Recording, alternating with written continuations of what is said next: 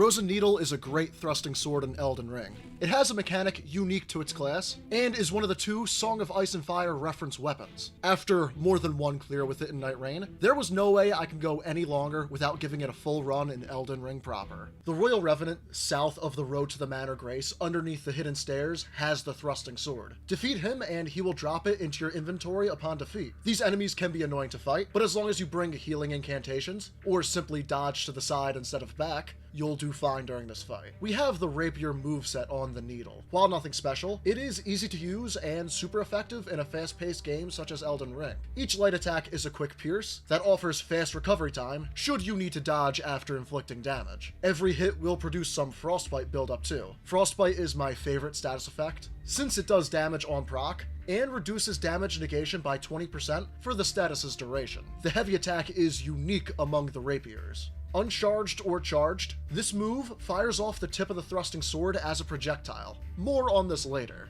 The Ash of War is Impaling Thrust. It is great for poise breaking, FP efficient, and has a fast casting time. If you slap this Ash of War on a heavy weapon, such as the Claymore, you will get non-stop poise breaks. Because rapiers deal much less poise damage, there won't be nearly as many on this playthrough. Also, we have such high DPS that HP will drain faster anyways. All rapiers have feint attacks, but Frozen Needles is different.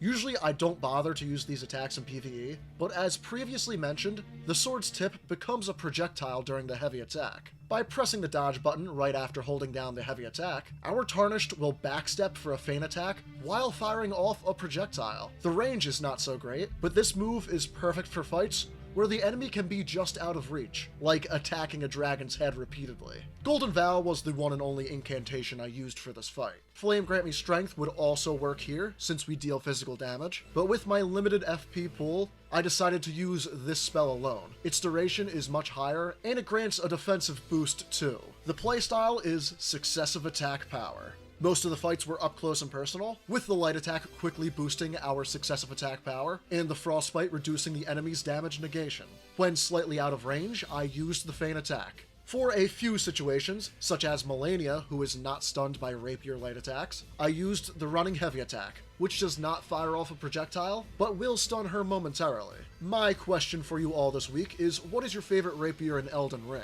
Mine still has to be the Antspur Rapier, but this one would have to come in a close second. There is a reason I have used it in 3 separate build videos so far. If we were to expand this favorite umbrella to the entire series, my favorite in the class would have to be the base Rapier for Dark Souls 2. You can get it super early in the game, and I found it to be the easiest way to clear so many of the bosses in that game. For more build videos like this, every single Friday at 5 PM Eastern Time, be sure to like and subscribe to the Jersey Side. For our talismans, we had the Dragon Crest Great Shield for a 20% boost to physical damage negation, Millicent's Prosthesis and the Rotten Wing Sword Insignia to boost our successive attack power, and the Two-Handed Sword Talisman. We will be two-handing the rapier for all of our fights, and this will give our moveset a 15% damage boost. The tiers I used were the Thorny Cracked tier for even more successive attack power, the Opaline Hard tier for 15% all damage negation. If I was feeling more aggressive for the fight, I used the Bloodsucking Crack tier instead. This gave a flat 20% boost to all damage,